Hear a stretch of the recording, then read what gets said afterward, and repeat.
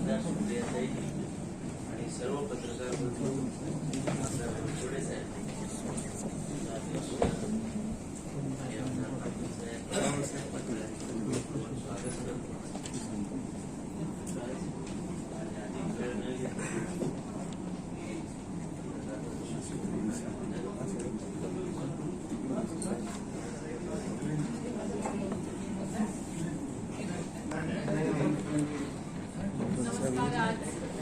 नागपूरला काही आमंत्रण खरं आली होती.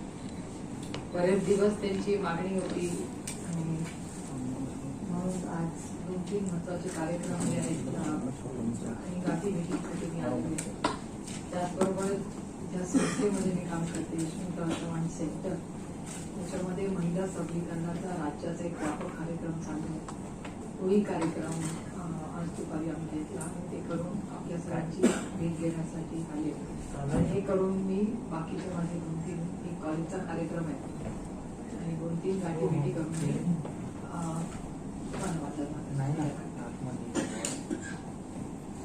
रोल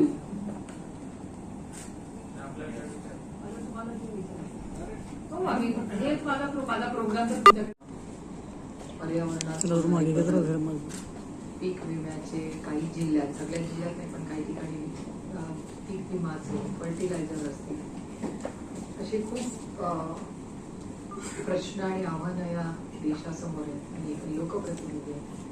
त्याच्यामुळे लोकप्रतिनिधीचं काम असतं की सर्वसामान्य मायबाप जनतेचे प्रश्न त्यात सातत्य घेऊन ते सरकार दरबारी मांडणं, ते काम करण्याचा एक प्रांजळ प्रयत्न मी करत असते. त्याच्यात मी इतकी व्यस्त असते की बाकीची फारशी काही कामं करायला मला फारसा वेळ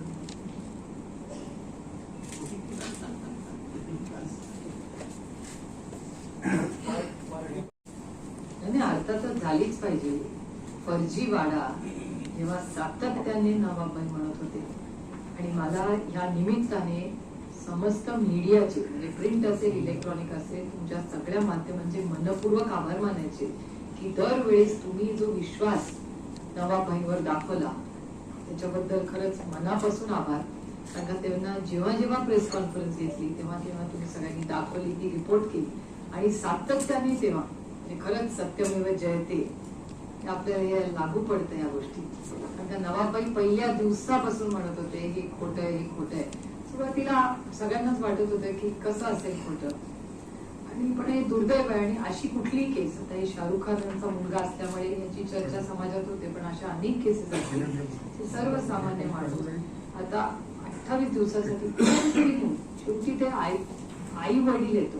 आई वडिलांचं मुलांचं नातं कोणीही त्याचे आई वडील सिनेमातले असू दे, यशस्वी असू दे, कोणी असू दे, ते आई वडिलांचं मुलाचंच नातं असतं आणि त्या मुलाला किंवा ती संपूर्ण कुटुंब कशातून गेला असेल, काय संघर्षातून गेले ते इतके महिने आणि बाहेर आल्यानंतर पण सातत्याने कुटुंब कशातून गेलं असेल आणि आज ती जी त्यांच्या पिअर्स असतात हा दुःख त्याची जबाबदारी कोण घ्या.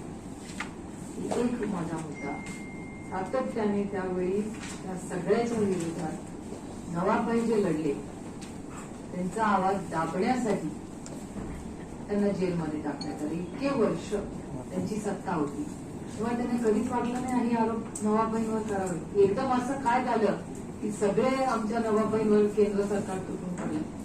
मागचे 5 वर्ष केंद्रातही त्यांची सत्ता होती, महाराष्ट्रातही त्यांची सत्ता होती, तेव्हा का नाही त्यांना हे सगळं सुचलं. त्याचा अर्थच आहे आणि म्हणजे डेटा स्पीक्स फॉर इटसेल्फ की नवाबाईंनी यांची पोलखोल केली म्हणून त्यांनी नवाबाईंचा आवाज दाबण्यासाठी त्यांना जे आज आत टाकलेलं आहे ते त्याचाच दिसतंय. म्हणजे डेटा स्पीकिंग फॉर इटसेल्फ. पहिल्यांदा माननीय देवेंद्रजींनी 300 कोटीचा आरोप केला. आपल्याला आठवत असेल आपल्याच चॅनलवर मी पाहिला तो. त्याच्यानंतर 55 लाख रुपयाचा झाला, त्याच्यानंतर 5 लाखाचा झाला आणि हे सगळ्या वर्तमानपत्रात आलेलं आहे आणि तुमच्याच चॅनलवर आम्ही सगळ्यांनी पाहिलेलं आहे. त्याच्यामुळे 300 कोटी टू 55 लाख टू 5 लाख आणि तो नवाबाईंना ज्या पद्धतीने आज टाकले अतिशय दुर्दैवी आहे. आणि हे जे राजकारणात एवढी कटुता आम्ही कधीच नाही. मी पहिल्यांदाच अनुभवते असं की विरोधात बोललं की आठ टाकला, विरोधात म्हणले की रेट. किती तुम्हाला उदाहरणं नको. आणि या गोष्टीचे एक मला म्हणजे आश्चर्य वाटतं म्हणू का, कौतुक वाटतं म्हणू का, कुतूहल वाटतं, कुठला शब्द वापरू अशी झाली की जिथे भाजपच्या विरोधात विचाराचे सरकार आहे तिथेच कसं ईडी, आयडी, सीबीआय होतं. त्यांच्या राज्यांमध्ये कुठेच काही होत नाही. जे होतं ते विरोधकांमध्येच होतं. आणि गमतीचा भाग असा आहे त्याच्यात की आमच्यातलेही काही ज्यांच्यावर ईडी, सीबीआयचे आरोप झाले ते बीजेपी मध्ये गेल्यावर त्या सगळ्या फाईल कोल्ड स्टोरेज मध्ये तरी जातात किंवा श्रेडर मध्ये तरी जातात. आपण एक, मला असं वाटतं, एक विचार आपण सगळ्यांनी एक समाज म्हणून केला पाहिजे की हे किती टोकाचं. आणि त्यांच्या वागण्यामध्ये काहीतरी नवीन कल्चरच भारतात येते आणि महाराष्ट्रात. टेलिव्हिजनचा कंटाळा आहे, टेलिव्हिजन सुरू आहे ते पाहून मला कंटाळा असं मला नवनीत राणा जे आहेत त्यांनी आज वेगळं विधान केलं. ते असं म्हणतात की ते मुख्यमंत्री आहेत ते महाराष्ट्राला लागलेलं रुग्ण आहे आणि ते धक्काधक्की करणार. प्रत्येकाला आपल्याला बोलायचा अधिकार हा आपल्या संविधानाने दिलेला आहे. आणि त्यामुळे त्यांना त्यांच्याबद्दल काय वाटतं त्याचं वैयक्तिक त्यांची मत आहे. मला महाराष्ट्राचा अभिमान आहे. कुठल्याही विचाराचा जेव्हा महाराष्ट्रात मुख्यमंत्री असतात तर ते माझे मुख्यमंत्री. त्या पदाचा मान सन्मान हा झालाच पाहिजे. मी स्वतःही केंद्र सरकारच्या अनेक गोष्टींवर टीका करते. डायरेक्ट प्रधानमंत्र्यांवर कधी करत नाही, कारण का मी भारताची नागरिक आहे. मी भारताचे प्रधानमंत्री आहे, एका पक्षाचे नाही. त्याच्यामुळे माझ्या भारतावर आणि माझ्या महाराष्ट्रावर मी तरी कधी टीका करणार नाही. ते मी पाळत असते साधारणपणे. आणि मला महाराष्ट्राच्या मुख्यमंत्री माननीय उद्धव ठाकरेजींचा सार्थ अभिमान.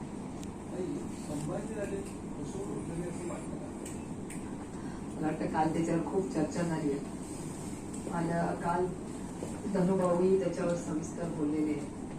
काल असं हा प्रश्न आम्हाला परभणीला विचारण्यात आला. मला असं वाटतं की आदरणीय पवारसाहेबांची ही इच्छा होती की याच्यातून काहीतरी चर्चेतून मार्ग निघावा.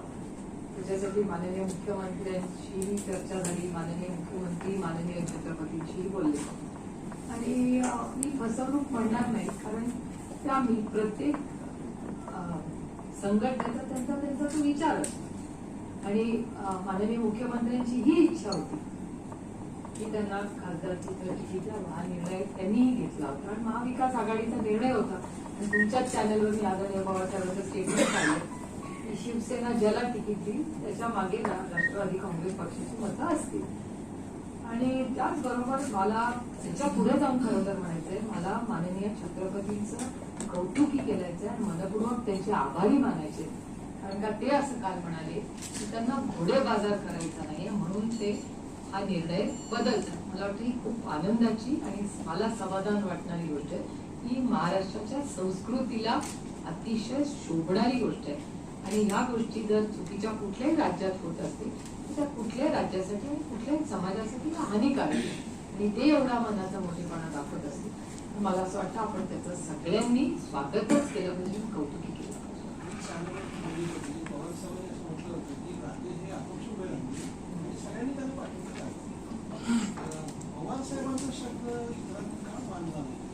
पण तेव्हा त्यांचं ठरलं होतं का अपक्ष लढायचं? म्हणजे नाही राजेंचा काय निर्णय होता का की त्यांना अपक्ष लढायचं? नाही म्हणजे मग कदाचित मला वाटतं हा प्रश्न तुम्हाला राजेंना विचारावा लागेल. कारण का त्यांनी अपक्ष लढायचं का नाही ठरलं हे मला माहिती नाही. म्हणजे मला त्यांची सेनेची मीटिंग झालेली माहिती आहे. त्याच्यानंतर काय झालं किंवा ते अपक्ष लढले त्याच्या अगोदर म्हणाले होते पवारसाहेब की राजे हे अपक्ष लढतील आणि सगळ्यांनी त्यांना पाठिंबा दिला कोणाशी अजून बोललेलो नाही हे पण वाक्य. त्याच्यामुळे एक तर ते बोलले नसतील तर ते म्हणले असतील तर एक, आणि राजे अपक्ष लढायला तयार होते का नव्हते हे माझ्या न वाचनात आले ना ऐकण्यात. त्याच्यामुळे त्यांनी काय निर्णय घेतला होता हा मला खरंच माहिती नाही. एकूणच राजेन प्रकरणात जे झालं ते महाराष्ट्राला शोभादायक आहे. आता हे राजकारण आहे. तिकीट कुणाला द्यायचं नाही द्यायचं हा वैयक्तिक प्रश्न आहे ना. म्हणजे आता उद्या राष्ट्रवादी काँग्रेसला वाटलं की मला द्यायचं नाही ह्यांना द्यायचं, राष्ट्रवादी काँग्रेसचा वैयक्तिक प्रश्न आहे ना. की राजेंच्या बाबतीत एका जातीच्या संदर्भातला विषय, सामान्य कार्यकर्त्याच्या नेत्याच्या बाबतीतला नाही. मी तुम्हाला खरं सांगू, मी नाही तसा विचार करत तुमच्यासारखा. मी खूप वेगळा विचार करते. शाहू महाराजांचे संस्कार आहेत माझ्यावर. शाहू महाराजांना फ्रेझरनी जे शिकवलं ती समानता शिकवली आणि तो मोठेपणा राजेंनी दाखवलाय. त्याच्यामुळे मला आज छत्रपती महाराजांचं खूप कौतुक वाटतं, कारण का त्यांनी खरंच शाहू महाराजांचा विचार पुढे गेलेला आहे. त्याच्यामुळे खरं तर मी तर ते भेटल्यावर त्यांना खूप खूप कॉंग्रॅच्युलेशन देणार आहे की ते त्या अशा मोठ्या घरातून आले, जी शिकवण शाहू महाराजांनी दिली तीच ते पुढे नेत आहेत. याचा खरं उलट आपण डबल कौतुक करायला पाहिजे. पुढे आता तिथे ते आमचे सगळे वरिष्ठ नेते ठरवतील त्यांना काय योग्य वाटतं, आणि तो फायनल निर्णय अर्थातच बाळासाहेब थोरात, उद्धवजी, दादा, जयंतराव हे सगळे, नाना पटोलेजी हे सगळे बसून ठरवतील. चंद्रकांत पाटील यांनी जे अपशब्द वापरले त्याच्याबद्दल काय वाटतं? म्हणजे सगळ्या महिलांचा हा अपमान आहे असं नाही वाटत? काय सांगा. मी सविस्तर त्याचं उत्तर दिलं. परत देऊ मला काय देऊ शकते का? तुम्ही यांच्याकडून घ्या. महिला आहेत म्हणून देऊ. तुम्हाला खरं सांगू की मी एक लोकसभेची खासदार आहे आणि लोकसभेच्या खासदारावर खूप जबाबदाऱ्या असतात. त्याबरोबर मी आई आहे, मुलगी आहे, बायको आहे, आणि संघटनेत काम करते, समाज सेंटरमध्ये काम करते. आणि आज राज्य आणि देशासमोर खूप आव्हान आहे. महागाईचं खूप मोठं आव्हान. आज गहू शेतकरी, तुम्ही बघताय गव्हाचं पॉलिसी केवढी मोठी बदलली. पहिल्यांदा म्हणले एक्सपोर्ट करायला परवानगी, नंतर म्हणले परवानगी नाही. तसंच साखरेचं झालं. म्हणजे त्याला आपण डिस्रप्शन म्हणतो निर्णयामध्ये. कोविडमध्ये आधी डिस्रप्शन झाले, त्याच्यानंतर आता हे रशियामुळे झाले, आता कॉन्स्टंट युटर्न्स केंद्र सरकार करते, त्याच्यामुळे ते खूप मोठं काम आहे. पीक विम्याचे अनेक जिल्ह्यांमध्ये चांगलं झालंय, काही ठिकाणी चॅलेंजेस येतात. फर्टिलायझरची तीच परिस्थिती आहे. त्याच्यामुळे बी बियाणं आहे. पावसाचं आता प्लॅनिंग असतं. आमच्याकडे माझ्याही लोकसभा मतदारसंघात धरण आहे. त्या धरणाचं पाण्याचं नियोजन असतं. पाऊस यायच्या आधी कसं नियोजन करायचं, पिण्याचं पाणी, शेतीचं पाणी, MIDC ला लागणारं पाणी. त्यामुळे ह्या सगळ्या गोष्टींमध्ये खरं तर मी इतकी बिझी असते, फारसा बाकीचा विचार करण्यासाठी खूप कमी वेळ आहे. चव्हाण सेंटरच्या माध्यमातून ते महिला त्याचं स्वरूप असं आहे की प्रत्येक जिल्ह्यामध्ये, तालुक्यामध्ये 50 ते 75 महिलांचा एक ग्रुप करायचा. सगळ्यात महत्वाची गोष्ट त्यांना लिगल लिटरसी ही देणं गरजेचं आहे आणि फायनान्शियल लिटरसी. अनेक वेळा असं कोविडमध्ये माझ्या लक्षात आलंय की अनेक घरांमध्ये करता पुरुष गेल्यानंतर त्याचं न बिल असतं न त्यांचं मॅरेज रजिस्टर्ड असतं. अशा अनेक केसेस माझ्या स्वतःच्या लोकसभा मतदारसंघात झाले की त्या महिलेला केंद्र आणि महाराष्ट्र सरकारची स्कीम लागू होत नाही, कारण का तिचे कागदपत्र पूर्ण नसतात. मग ते इस्टॅब्लिश करावं लागतं की त्यांचं लग्न झालं, कारण का मॅरेज सर्टिफिकेट नसतं. म्हणजे अगदी छोटी गोष्ट आपल्याला वाटते की अरे मॅरेज सर्टिफिकेट नाही, मॅरेज सर्टिफिकेट नाही. आणि अनेक ज्या महिला अशा एकल महिला आहेत त्यांना फायनान्शियल लिटरसी, म्हणजे बँकेत अकाउंट कसं उघडायचे, स्वतःचे पैसे कसे मॅनेज करायचे, त्याचे सेव्हिंग्स कसे करायचे, त्याची बँकेतून ATM कसं वापरायचं, चेक कसा द्यायचा, या अनेक महिलांना गोष्टी माहिती नसतात. तर फायनान्शियल लिटरसी आणि लिगल लिटरसी ह्या दोन्ही मध्ये त्यांना ते देणं. त्याचबरोबर नाबार्ड असेल किंवा अनेक महाराष्ट्र आणि केंद्र सरकारच्या स्कीम्स आहेत महिलांसाठी, त्यातून त्यांनी स्वतःच्या पायावर उभं राहणं आणि प्रत्येक महिलेने पुढे जाऊन तिला जे समजलंय ते आणखीन त्याचा प्रचार प्रसार करून ही भावना प्रत्येक म्हणजे महिला सबलीकरणाचं छोटंसं पाऊल देते. गेले अनेक वर्ष आम्ही जवळपास 10-12 वर्ष झाली आशाताई आहेत, 10-12 वर्ष हे काम आम्ही राज्यात करतोय. अनेक महिला व्यवसाय करायला लागल्या, पण परत ते मॉडेल बदलावं लागतं, कारण का गरजा बदलायला लागते. एक काळ असा होता आम्ही खूप आवळा केला, तर आवळा सुपारीचं आता मार्केट नाही राहिलं, कारण का खूप मोठे प्लेयर्स त्याच्यात आले. तर मग प्रोडक्ट लाईनिंग बदलावं लागतं, त्याचं पॅकेजिंग बदलायला लागतं. आता आधी आम्ही बिग बाजार सारख्या ठिकाणी मसाले ठेवायचो, आता बिग बाजारचा बिझनेस बदलला, अनेक बिझनेसेस ऑनलाईन झाले. या महिलांना ऑनलाईनचं ब्रँडिंग, ऑनलाईनवरनं आपला व्यवसाय कसा चालवायचा हे सगळ्याचं नवीन प्रशिक्षण हे कॉन्स्टंटली स्किलिंग करायला लागतं दर 3-4-5 वर्ष. ते सगळं काम आणि सामाजिक परिवर्तन म्हणजे आज जो कोल्हापूरला निर्णय झाला, मला खरं तर शब्द आवडत नाही पण विधवा महिलांबद्दल, तर त्यांना मेन स्ट्रीम मध्ये आणून त्यांचा मान सन्मान हा केलाच पाहिजे. हा निर्णय जो महाराष्ट्र सरकारने घेतलाय त्याचं मी मनापासून स्वागत करते. महाविकास आघाडी आणि मुश्रीफ साहेबांनी जो GR काढला त्याच्यामुळे या सगळ्या ज्या जुन्या प्रथा आहेत त्या कुठेतरी थांबल्या पाहिजे आणि यांना मेन स्ट्रीम मध्ये आणलं पाहिजे. हे करण्यासाठी मोठा जागर करण्याची गरज आहे. माझा प्रयत्न आहे की यशस्वीनीतल्या सगळ्या महिलांनी हा जागर संपूर्ण महाराष्ट्रात जसा स्त्री भ्रूण हत्येच्या विरोधात आम्ही केला तसाच ह्या विविध परंपरा ज्या आहेत त्याच्या विरोधात कुठेतरी थांबलं पाहिजे. त्याच्यासाठी त्यांनी सामाजिक परिवर्तनासाठी तर हे आपल्या माजी खासदार त्यांच्याकडून एक आपल्या पक्षाचं म्हणजे खंबीर नेतृत्व जिल्ह्यामध्ये जे आहे त्याच्याविषयी थोडंसं संशय निर्माण करण्यात आला होता. आपण काय म्हणताल? आपले माजी खासदार जे आहेत ना त्यांनी असं म्हणलं की बाबा राष्ट्रवादीचं म्हणजे असं जिल्ह्यामध्ये खंबीर असं नेतृत्व नाही.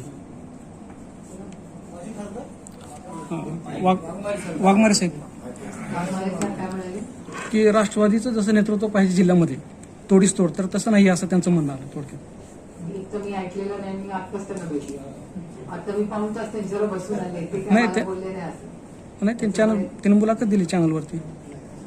असं मला ते स्वतः ऐकल्याशिवाय आणि विशेष म्हणजे दादांनी लक्ष घालावं असं सुद्धा म्हणजे काही चांगली सूचना आहे. आपल्या तुमचं- मोठ्यांनी आपल्याला सूचना द्यायच्या असतातच आणि लहानांनी ते ऐकायचे असतात. त्याच्यामुळे त्यांनी जर सूचना केली असेल तर सर आपण शेतकऱ्यांचा ऊस पण शिल्लक आहे. सॉरी शेतकऱ्यांचा ऊस शिल्लक आहे आणखी त्याबद्दल आपण काय सांगतो? ना मला असं वाटतं महाराष्ट्र सरकारने मागच्या आठवड्यात स्टेटमेंट केलेलं आहे त्याच्यावर आणि बराचसा क्रशिंग झालेलं आहे. वाहतूक अनुदान पण दिलेलं आहे आणि क्रशिंग संपेस्तवर कारखाने बंद करू देणार नाही. मला कालच स्टेटमेंट आलंय, 8 दिवसापासून स्टेटमेंट मंत्री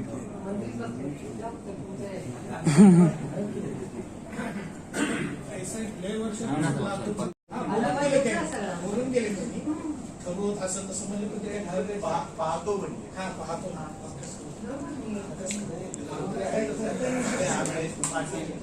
मला असं वाटतं त्यांनी कारण पाणी हा प्रश्न स्टेटमेंट दिलं. महिलांच्या बाबतीत सगळी महिलांना फार त्रास होतो पाण्यासाठी. हो आता तर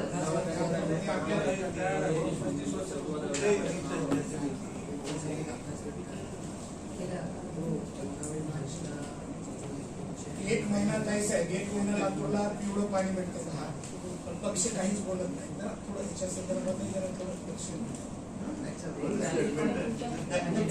स्टेटमेंट आहे माझं आणि आंदोलनही केलं. नाही स्टेटमेंटचा विषय नाही. राज्यमंत्री महोदयांकडे पाणी पुरवठा पण खातं आहे. राज्यमंत्री महोदयांकडे पाणी पुरवठा पण खातं आहे. त्यांनी सुद्धा एक चकार सुद्धा शब्द बोलले नाहीत पिवळ्या पाण्यावर. 1 महिना झाला पिवळा पाणी येत होतं लातूरला. गढूळ पाण्यात होतं, घाण पाणी, गढूळ पाण्यात होतं. डेड वॉटरला तुम्ही डेड वॉटर प्रॉब्लेम झाला होता. कशामध्ये हा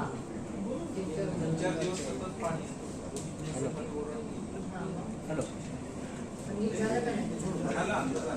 झालं नंतर क्लिअर झाले. नाही त्यावेळी नाही, तुम्ही आपण स्टेटमेंट त्यांना दिलं. सांगू ते नीट झालं का ते? 1 महिना कंटिन्यू पिवळं पाणी येत होतं, गढूळ आणि दुर्गंधीयुक्त पाणी येत होतं. अनेकांनी आंदोलन केली याच्या विषयावरती. पण राज्यमंत्र्यांनी एक छोटं स्टेटमेंट देखील त्यावेळी दिलं नाही मीडियाला. त्यांच्याकडे पाणी पुरवठा खातं आहे त्यामुळे त्यांच्या पक्षाने आंदोलन केलं ना पक्षाने आंदोलन केलं. नाही नाही मॅम त्यांच्याकडे पाणी पुरवठा आहे असं त्यांनी निर्णय घ्यायला त्यांनी पाहिजे. मिटिंग घेतली असेल हा. त्या प्रमाणात पहिलं मिटिंग घेतली असेल आपल्याला सांगितलं नसेल. त्या प्रमाणात म्हणजे लातूरच्या पाण्याची मुंबईत मिटिंग. कडून काँग्रेसकडून लोक राष्ट्रवादीकडे फार मोठ्या अपेक्षेनं येत आहेत काय आणि आपली महाविकास आघाडी आहे. आणि सध्या काही माणसं किंवा प्रतिनिधी हे देशमुखांच्या दहशतीखाली आणि ऑन दी स्पॉट जर पुन्हा घुमजाव जर झालं मग जनतेने कुणाकडे न्याय मागायचा. कारण ते घेण्यात नाही, कोण उचलत नाही. आणि आपली लोक विकत बाबा आपलं एखादं काम कायदेशीर पालकमंत्री म्हणून अडवलं तर कसं करावं. हा प्रश्नच नाही. नाही का? पुन्हा एकदा सांगतो की मोठ्या प्रमाणात एक न्याय देणारा पक्ष म्हणून राष्ट्रवादीकडे लोक येत आहे. कळलं? आता आपली महाविकास आघाडी आहे. काही लोकांची असा समज आहे की महाविकास आघाडी ही राज्यस्तरावर आहे आणि येणाऱ्या काळात महानगरपालिका एकदम हम करे सो कायदा इथला आयुक्त सुद्धा काही काम असेल तर पालकमंत्र्याला भेटा म्हणतो, म्हणजे महानगरपालिकेचा. मग यावेळेस राजामनियार असतील, हेनी असतील, मग नगर विकास मंत्र्याकडे जायचं आणि एक कसं असतं की जिथं ज्याची सत्ता असते तिथं त्यांचा दबाव असतो. काय नाही जरी म्हटलं तरी मग आमदार असतील, राज्यमंत्री असतील, दुय्यम वागणूक जाणीवपूर्वक दिली जाते. हेच जर राहणार असेल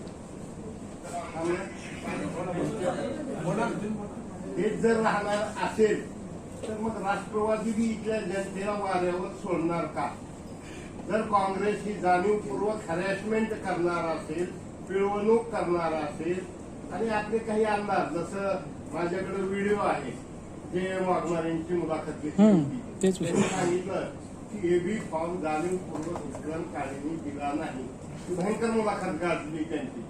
तर माझं काय म्हणणं आहे की फार मोठ्या अपेक्षेनं साहेबाकडं दादा हे काय होईल जर भूमचाल झालं तर, कसं पाऊस पडला तर पुढचा कार्यक्रम सूरज चव्हाणचा ओपन मध्ये तर तो कॅन्सल होईल का नाही, उत्तर माझ्याकडे कसं आहे. आता हायपोथेटिकल मी नाही ना तुम्हाला सांगू शकत. तुम्ही मला सॉलिड प्रश्न straight नागपूर विचारला. महानगरपालिका ही आघाडी होणारच का? त्यांचा प्रश्नाला मगाशी उत्तर बरेचसे दिलं की महाविकास आघाडी. बरेचसे नेते मंडळी काँग्रेस सोडून राष्ट्रवादीमध्ये आलेले आहेत. अच्छा, म्हणून राष्ट्रवादीला बळ भेटेल अशी लोकांमध्ये चर्चा आहे. परंतु राष्ट्रवादी त्यांना प्रतिसाद देणार आहे का असं व्हेरी गुड. आता पक्षामध्ये प्रवेश घ्यायचा का नाही हा आमचा कुणाचाच अधिकार नाही. तो अधिकार माननीय दादा आणि माननीय जयंत पाटलांकडे. ते पक्षाचे अध्यक्ष आहेत, आम्ही सगळे पक्षाचे कार्यकर्ते आहोत. आमचा जॉब काय आहे, इथेचा सगळा आढावा घेणं, संध्याकाळी एक नोट बनवणं, सगळ्यांची चर्चा करणं, बॉसला जाऊन देणं, दॅट इज आवर जॉब. त्याच्यामुळे दौरा संपल्यानंतर ते 3 पत्र लिहिणार. एक सीसी आदरणीय पवार साहेबांना करणार, मेन जयंतरावांना करणार आणि दादाला करणार. ते तिघं डिसाईड निर्णय घेणार की कोणाला काय करायचं. आणि मी मगाशी म्हणलं तसं महाविकास आघाडीमध्ये कोण कसं इलेक्शन कुठे लढणार याचा निर्णय माननीय बाळासाहेब थोरात, माननीय दादा, माननीय जयंत चव्हाण, माननीय उद्धवजी मिळून करतील. त्यामुळे ते तुम्हाला कळेल. आमचं म्हणणं आहे की वकिली, आता तुम्ही पत्र देणारच आहात, मी रिपोर्ट तर आमची द्यायला वकिली तुम्ही करावी अशी आमची आग्रहाची विनंती आहे. का? आता तुम्ही म्हणता मला कसं काय म्हणता वकिली करा एवढं समजतं. का म्हणतोय 20 वर्ष अगोदर, नाही 20-25 वर्ष अगोदर जेव्हा बरेच जण साहेबाला सोडून जात होते, तुम्ही 15, 14, 11 वर्षाचे असतात. I wish. हा, आणि त्यावेळेस नाही आपण ऐका की तुम्ही त्यावेळेस असं विचारलं होतं सुशील कुमार शिंदेना की काका तुम्ही पण साहेबाला सुद्धा पप्पाला सोडून जाणार का? बाबाला मग सोडून जाणार का? तर आता हे चाललंय. आता बरेच लोक सत्तेमुळं, ईडीमुळं, शिबियामुळं गेले. तर ही वेळ पुन्हा येऊ नये यासाठी तुमच्याकडे फार मोठी आमची अपेक्षा आहे. नाही, थोडस उलट होत आहे. काय सांगते, तुम्ही सोडून जायचं म्हणताय, एकीकडे तुम्ही म्हणताय इनकमिंग होत आहे. हा, पण इनकमिंग होत असताना आउटगोईंगचा प्रश्न कसा विचारायचा? सांगतोय हा, मागचं. मॅडमला कोणाला काही विचारायचंय का? का माझ्या ताईला काहीतरी एक महिला म्हणून तुमच्याकडे बघण्याचा महिलांचा दृष्टिकोन खूप वेगळा आहे. लातूरमध्ये महानगरपालिकेनं एक योजना केली की महिलांना सिटी बस मोफत केलेली आहे. तर तुम्ही इतर जिल्ह्यांमध्ये म्हणजे महाराष्ट्रभर असा निर्णय लागू होईल याच्यासाठी काही सूचना वगैरे कराल का? मी सूचनाही नाही करू शकत, मी विनंती करू शकते एक तर. आणि दुसरं की त्याचे फायनान्शियल इम्प्लिकेशन काय असतील हे बघावं लागेल. आणि अर्थातच मला वाटतं हे दिल्लीच्या सरकारने अरविंद केजरीवालांनी पहिल्यांदा हे मला वाटतं त्यांच्या इलेक्शनच्या आधी घेतलेला निर्णय हा निर्णय अतिशय चांगला आहे. उलट मला आज आणखीन एक चांगला सकाळी जेव्हा मी चार्टर्ड अकाउंटंट्सला भेटले त्यांनी खूप चांगली सूचना दिली, 2 चांगल्या सूचना ऍक्च्युली त्यांनी केल्या. त्यांनी मला असं सुचवलं की चार्टर्ड अकाउंटंट पण अभ्यास, ते स्टुडंट्स होते, तर त्यांना एसटीचा पास मिळेल का, एक. आणि दुसरं त्यांनी विचारलं की चार्टर्ड अकाउंटंट पण स्टुडंटच असतात, पण ते चार्टर्ड अकाउंटंट ही प्रायव्हेट ऑर्गनायझेशन जी परीक्षा घेते, जी असं मराठवाडा युनिव्हर्सिटी किंवा मुंबई युनिव्हर्सिटी अशा अंडर येत नाही, तर अशा मुलांना तुम्ही ती लायब्ररीचा ऍक्सेस देऊ शकाल. म्हणजे सच अ व्हॅलिड क्वेश्चन. म्हणजे मी पण बापा लगेच मला म्हणाले की बाबासाहेब आंबेडकर युनिव्हर्सिटी आणि मुंबईच्या युनिव्हर्सिटीला ते म्हणजे मी लगेच VC शी बोलून आम्ही काहीतरी मार्क. किती व्हॅलिड पॉईंट आहे बघा की ते स्टुडंटच आहेत ना, त्यांना पण आणि लायब्ररीला माझं तर म्हणणं लायब्ररीला नाहीच कशाला कुणाला म्हणायचं. कोणीतरी चांगलं काहीतरी वाचत असेल तर आपण दरवाजे उघडलेच पाहिजेत. माझं तर म्हणणं लायब्ररी अशी गोष्ट आहे जी 24 तास उघडी ठेवा. जेवढी मुलं येतील वाचतील आणि सिनियर सिटीजननी पण वाचावं ना, काय वाईट, आपण पण पुस्तकं वाचतोच ना, का नाही आपल्यासाठी पण. म्हणजे माझी तर आपण विनंती राहील की तुम्ही कॉलेजच्या सुट्ट्यांमध्ये जेव्हा तुमचे कॉलेजेस बंद असतात का नाही पब्लिकसाठी उघडायचे. जे स्थानिक नागरिक आहेत, एवढ्या सुंदर लायब्ररीज आपल्या राज्यामध्ये आहेत, ते अवस पडू लागले. आधीपेक्षा म्हणजे आता यांनी उदगीरला कार्यक्रम घेतला तेव्हा सगळे म्हणले जीवात जीव आला वाचून की इतके लोक मराठी वाचतायत, एवढी पुस्तकं खपली, इतका आधार वाटला. खरंच त्यांच्या उदगीरच्या कार्यक्रमात 2-3 कोटी रुपयाची पुस्तकं मला वाटतं विकली. त्यामुळे आम्हालाही बरं वाटलं ते ऐकून. करता आम्हालाच लायब्ररीचा असा अनुभव आहे की एशियाटिक लायब्ररी असेल, मुंबईची चव्हाण सेंटरची लायब्ररी असेल, मराठी ग्रंथालय दादरची असेल, खूप कमी लोक ज्याला आपण इंग्रजीत फुटफॉल्स म्हणतो ती खूप कमी व्हायला लागले. दादा तुमच्याकडे लातूरला काय परिस्थिती आहे मला माहिती नाही, तुमच्याकडे काही लायब्ररीज आहेत? नाही तसं नाही, पण लोक पण जाणारे आहेत, लोक जातात, वाचक जातात. म्हणजे चांगला लायब्ररी अतिशय. स्पर्धा परीक्षांसाठी स्वतंत्र कक्ष केले. महानगरपालिकेच्या लायब्ररीमध्ये स्पर्धा परीक्षेसाठी स्वतंत्र कक्ष. असं आता एशियाटिक लायब्ररीमध्ये मी मेंबर आहे ना, आम्हाला आजकाल खूप त्रास होतो. आजकाल काय होतं, लोक ते ऑनलाईन पण खूप वाचतात हो. त्याच्यामुळे जी आधीचं कल्चर होतं की जायचं पुस्तक घ्यायचं 1 आठवड्यानी परत, ते कल्चर मराठी ग्रंथालय हो दादरला. आम्ही चव्हाणच्या मुलं अभ्यासिका म्हणून खूप येतात, रेफरन्सेसला येतात, म्हणजे रीडिंग म्हणजे वाचनाची जी आवड किंवा कादंबऱ्यांचं आधीपेक्षा आणि इलेक्ट्रॉनिक पण कमी झालं. कारण का खूप पुस्तकाचं ते स्टोरी त्यांचं ऍप आलंय बघा, माध्यम बदललंय. करेक्ट. आणि सोय ना, घर बसल्या मिळतं. करेक्ट आहे, बरोबर आहे, बरोबर, अगदी बरोबर आहे. विचार वाचण्याची पद्धत आमच्या मित्रांनी लावली. सगळे जण सकाळी पहाटे कोण पाठवतं? अरे वा, रोज पाठवतात. आज लोकसत्तेचा अग्रलेख अप्रतिम आहे, अप्रतिम, बहुत बढ़िया, मजा आली.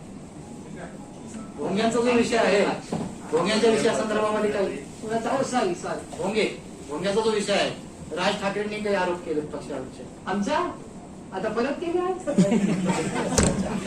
ते म्हणतात की भोंग्यामुळे काय झालं, एक शब्द लिहून घ्या तुम्ही इंग्रजीतला, लिहून घ्या. It is called the law of unintended consequences. काय? लॉ ऑफ अनइंटेंडेड कॉन्सिक्वेन्सेस हा शब्द नाहीये, ही एक इकॉनॉमिक्सची थिअरी आहे. तुम्ही कुणालाही विचारू शकता. म्हणजे अजित राठोड वगैरे एवढे मोठे आपले सगळे लोक आहेत आपल्या राज्यामध्ये. तर त्याचं काय आहे, लॉ ऑफ अनइंटेंडेड कॉन्सिक्वेन्सेस म्हणजे काय, मी गुगलवर टाकलं तरी कळेल. इकॉनॉमिक्सची थिअरी असं सांगते की आपण करायला जातो एक आणि होतं तिसरंच. म्हणजे भोंगेंच्या विरोधात ते बोलले तर त्यांचं वैयक्तिक मत आहे, तो त्यांचा अधिकार आहे. काढायला गेले भोंगे कुठले आणि नक्की उतरले कुठले भोंगे. शिर्डीचा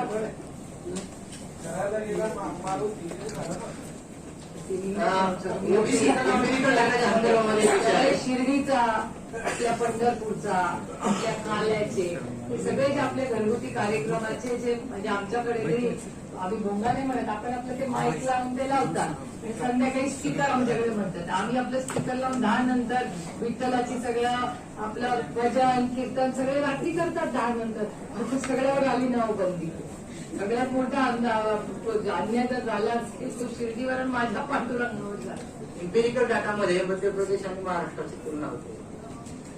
तुम्ही नवीन नाही बघितलं का? इम्पेरिकल डेटामध्ये बरं झालं तुम्ही प्रश्न विचारला. इम्पेरिकल डेटामध्ये 3 गोष्टी केंद्र सरकारने केलेल्या आहेत. केंद्र सरकारने इम्पेरिकल डेटा आमच्याकडे आहे, ते कागद माझ्याकडे आहेत, मी बऱ्याचशा मीटिंगमध्ये पण दाखवली की इम्पेरिकल डेटा 98.83% ऑथेंटिक आहे असं होम मिनिस्ट्रीने सोशल जस्टिसच्या एका प्रश्नामध्ये जेव्हा चर्चेमध्ये एक कमिटी होती त्याला ते सांगितलं. स्टँडिंग कमिटी खूप महत्वाची कमिटी असते आणि या सगळ्या कमिटी लातूरकरांनीच बनवल्या आहेत. म्हणजे स्पीकर असताना माननीय शिवराजजींनीच या कमिटीज केल्या. खूप छान काम शिवराजजींनी केलं. तर त्यांनी ह्या कमिटीला ऑफिशियली केंद्र सरकारच्या होम मिनिस्ट्रीने सांगितलं की आमच्याकडे इम्पेरिकल डेटा आहे आणि तो डेटा 98.83% का 23% ऑथेंटिक आहे, हे पार्लमेंटमध्ये सांगितलं.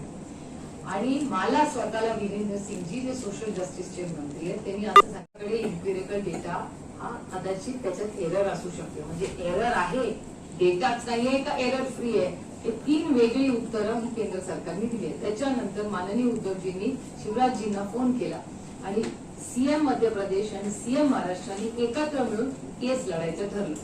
मग या दोघांचं ठरलं, स्ट्रॅटेजी ठरली की असं करूया तसं करूया. All wonderful. त्याच्यात आम्ही शिवराज सिंगजींचे आभार मानतो. एक अडचण अशी झाली आणि मला शिवराजजी जेव्हा भेटू तेव्हा विचारणारे की तुम्ही एकटे कसे काय गेला बघ दिल्लीला. त्यांनी उद्धवजींना पण मला कळवलं ना आपण केस एकत्र लढतो, एकत्र दिल्लीला जाऊ. दिल्लीला शिवराज सिंगजी गेले. आता कुणाला भेटले काय झाले मला खरंच काही माहिती नाही आणि मला इथे बसून कसं माहिती असेल. आणि 2 दिवसांनी ते परत आले आणि केस लागली आणि मध्य प्रदेशच्या बाजूनी एक टेंटेटिव्ह रिप्लाय आला एक. त्याच्यानंतर पत्रकारांनी वर्तमानपत्रातूनच आलं असं घेऊन की हा जो निर्णय मध्य प्रदेशच्या बाजूने लागलाय तो लागलेला नाहीच आहे, इट्स अन ऑब्झर्वेशन. आणि काल मला परभणीत एका पत्रकारांनी असं सांगितलं की त्याच्यात 60% त्यांच्या सीट कमी झाल्या असा एक रिपोर्ट आलाय जो मी पाहिलेला आहे. त्याच्यामुळे I cannot claim to know. कारण मी काल परभणीला होते, आज लातूरला होते, मी मागवलाय तो रिपोर्ट पण तो माझ्या हातात नाही. पण एका पत्रकारांनी काल मला प्रश्न परभणीला विचारला. तर एक तर ऑथेंटिक नाही, ती फायनल ऑर्डर नाही. त्याच्यामुळे मध्य प्रदेशचं बरोबर आपलं चूक असं होतच नाही. We R both in लिंबो. आणि त्याच्यासाठी अग्रेसिव्हली दादानी तर एक पैसा कमी पडून दिलेला नाहीये. अग्रेसिव्हली त्याचं काम चाललेलं आहे. माननीय भुजबळ साहेब त्याच्यात जातीने लक्ष घातले आहेत. माननीय मुख्यमंत्र्यांनी सातत्याने त्या परवा पण दिवशी माननीय उद्धवजींनी मिटिंग घेतली. त्यामुळे इट्स कम्प्लिटली अंडर कंट्रोल. पण ते उगाच काहीतरी गैरसमज पसरवले जातात की मध्य प्रदेशचं झालं. बघा झालं ना 2 दिवसात उघडं पडलं की नाही की मध्य प्रदेशचं ते नव्हतं, ती ऑर्डरच नव्हती फायनल. हे इतक्या तावातावाने बोलतात आणि इतकं म्हणजे कसं असतं confidence is a good quality. Over confidence is likely a problem. 2 दिवसांनी ओव्हर कॉन्फिडन्सचा प्रॉब्लेम.